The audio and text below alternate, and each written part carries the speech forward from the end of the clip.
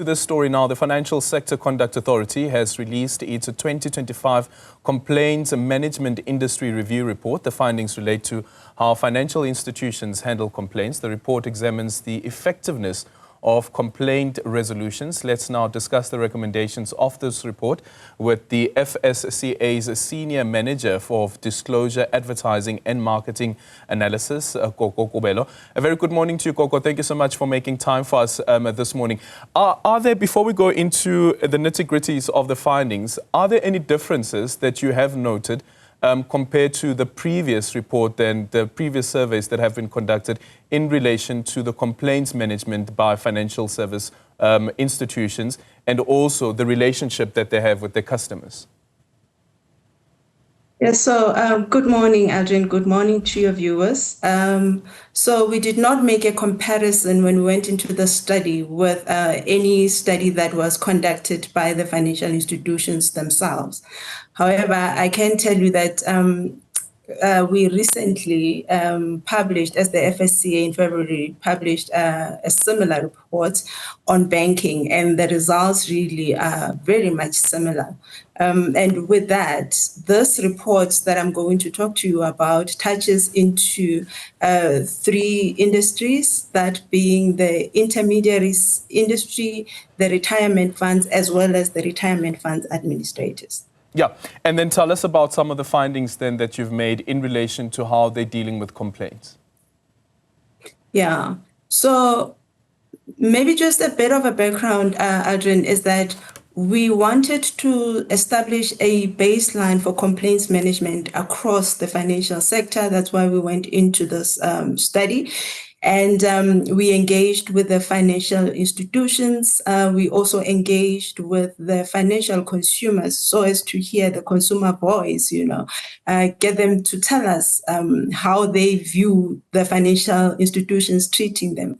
And so what we have noticed from this study is that financial consumers seem not to be lodging complaints directly with the financial institutions. We've seen low numbers of complaints being received by the financial institutions. And this we saw when we spoke to the industry. And on the other hand, when we spoke to the financial consumers themselves, the results really corroborated in the sense that we've seen very low rate of complaints being lodged by the financial customers.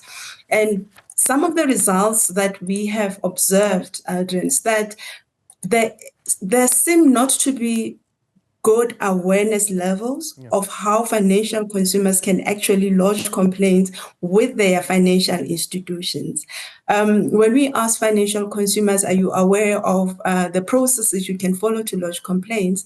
Only 34% of them said yes, and 66% said no. And converse to that, we asked them, do you know of processes you can follow to lodge a complaint with an ombud or an external body? Almost half of the respondents told us that, yes, we are aware. So that shows us the discrepancy between the information that they have about the institutions that they have products and services with versus the ombuds. And we have also seen that there is no consistency in terms of how financial institutions categorize complaints, which tends to be an issue in the sense that it becomes difficult to actually do a trend analysis, and get to the root cause of the issues if complaints are not properly categorized. And also importantly, from having engaged with the financial consumers, 67% of them expressed regret of having taken up a financial product or service. And that is because of the experiences that they have heard with the financial institutions upon them having had to lodge a complaint.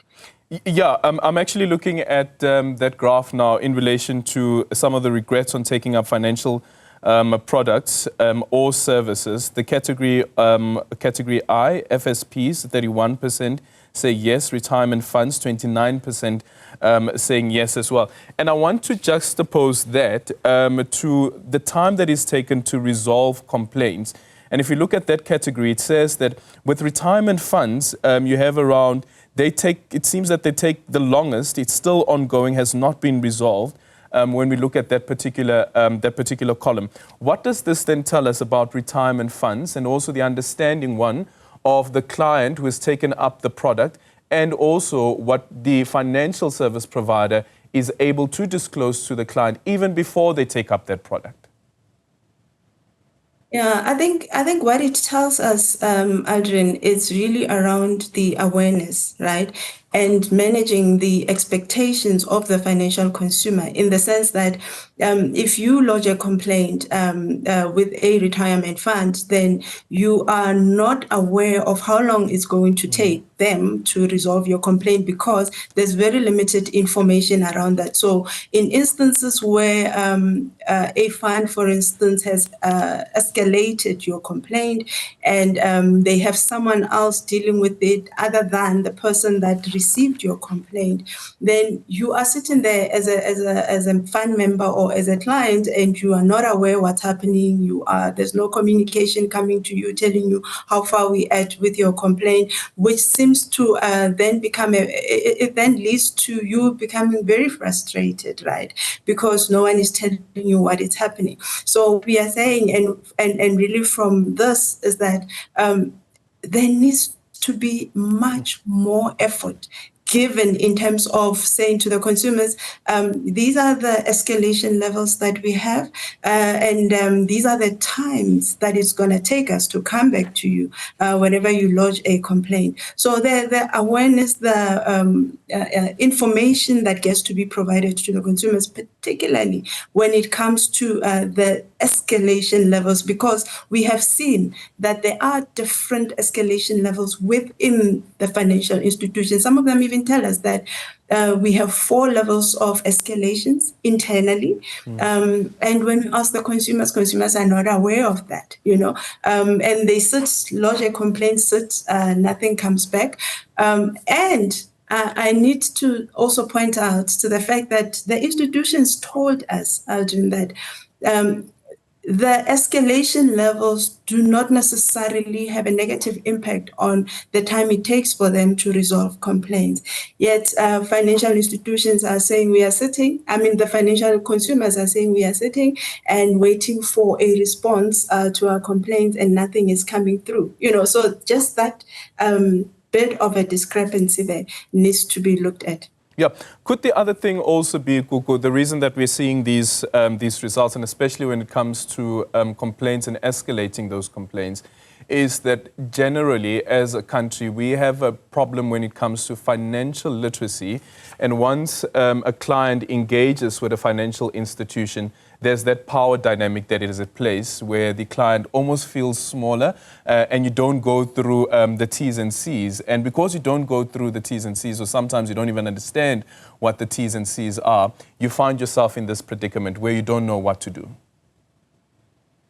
That is very much true. And part of our recommendation is exactly that, that financial institutions, they need to up their efforts in terms of educating consumers and realizing, of course, the fact that we're sitting with high financial literacy, illiterate consumers, and that's part of our recommendations, Aldrin, because financial consumers need to be empowered, and financial consumers need to be informed that it's okay for you to express your dissatisfaction should you feel aggrieved by your financial institution.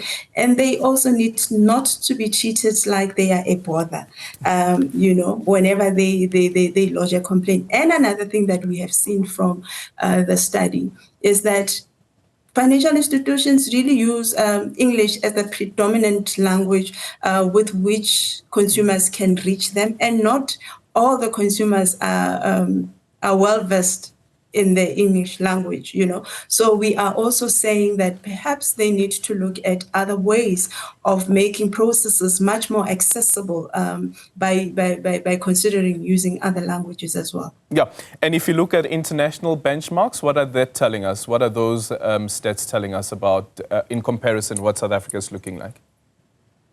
Yeah, so the international benchmark, which was done with ASIC in Australia as well as the FSCA in the UK, which are comparable regulators to us, market conduct regulators, tells us that these regulators have overarching frameworks that detail how financial institutions must deal with complaints. And by this, it means that you don't find pieces of complaints management procedures in different pieces of legislation per se, but you have an overarching framework in place.